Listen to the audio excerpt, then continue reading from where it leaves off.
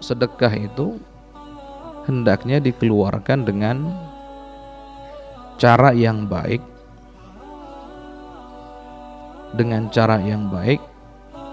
dan dalam keadaan kita ini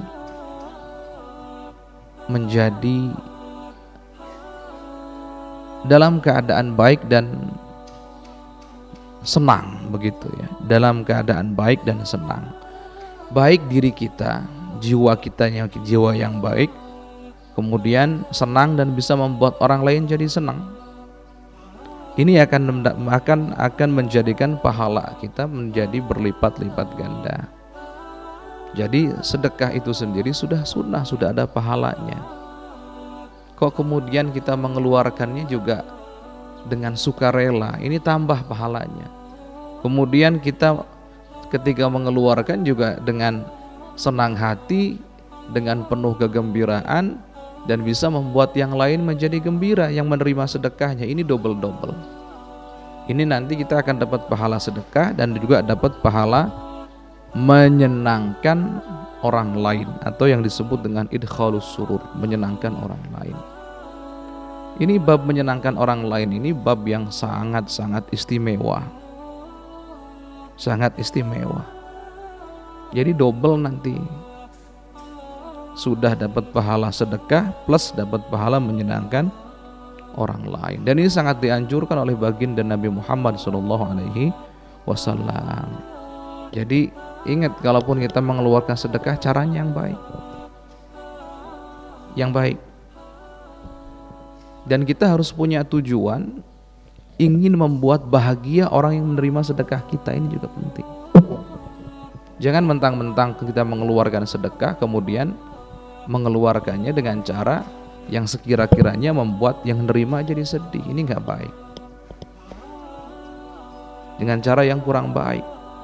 Apalagi dengan menunjukkan arogansi dan kesombongan, mentang-mentang punya uang dan seterusnya. Ini nggak baik, bahkan bisa jadi haram. Bahkan kalau seandainya caranya tidak baik, akan menghapus pahala sedekah itu sendiri. Ada potensi ke situ. Ini berbahaya. Di antaranya, wahai hamba-hamba Allah, saudara-saudara kami yang senang untuk sedekah kepada anak yatim contohnya.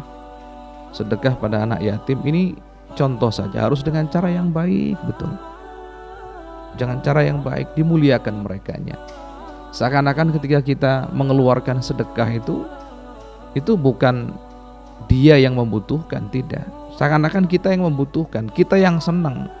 Jadi dia seakan-akan ini anak-anak yatim ini ketika diberi menjadi terhormat dan mulia. Ini perlu dijaga perasaannya. Perlu dijaga perasaannya. Nah, termasuk ketika kita ingin memberi orang yang contoh dalam keadaan betul-betul keadaan darurat, butuh makan dan seterusnya, kemudian dia minta-minta. Dan kita tahu keadaannya. Ini juga harus dijaga perasaan orang yang menerima sedekah kita itu, menerima kebaikan kita. Banyak terjadi di masyarakat kita itu kebaikan dalam hal melakukannya kurang baik. Jadi satu kebaikan atau amal ibadah, tapi dalam hal melakukannya kurang baik. Di antaranya orang yang senang melakukan santunan terhadap anak-anak yatim itu.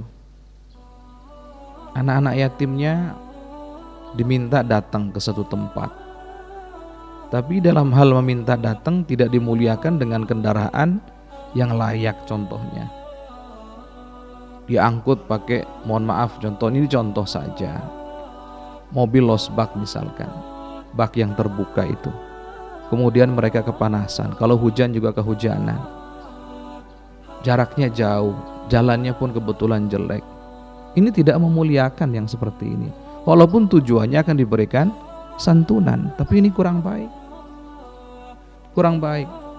Maka ada langkah-langkah yang membuat kita ini akan mendapatkan pahala double. Selain memberikan sedekah, dapat pahala sedekah otomatis, maka dapat pahala memuliakan, berbuat baik, membuat senang orang yang terima sedekah. Caranya gimana kalau anak yatim tadi itu? Kita yang datang ke mereka. Datangi mereka. Berikan langsung kepada mereka. Jadi kalau kita yang datang seakan-akan memang kita yang butuh kepada mereka. Iya, hakikatnya kita yang butuh pada pahala dari Allah, itu yang benar. Atau kalaupun mau diundang, muliakan dengan kendaraan yang layak menjemputnya, konsumsi yang layak. Ini kadang-kadang tidak dijemput, suruh datang, mereka nyewa mobil, kemudian sampai lokasi kita, diberinya juga sedikit, habis untuk bayar ongkos mobilnya. Ini kan, ini kurang baik, kurang bijak yang seperti ini.